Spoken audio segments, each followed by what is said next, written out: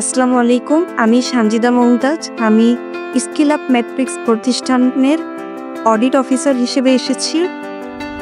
আমি আমাদের প্রতিষ্ঠানে মূলত ৩ ধরনের স্কিল প্রদান করা হয়ে থাকে: সফট স্কিল, গ্রিন স্কিল এবং টেকনিক্যাল স্কিল। বাংলাদেশের আমরাই প্রথম যারা এই ৩টি স্কিল একসাথে নিয়ে কাজ করছি। শিল্প বিপ্লবের যুগে একটি স্কিল যথেষ্ট নয় আমাদের জন্য।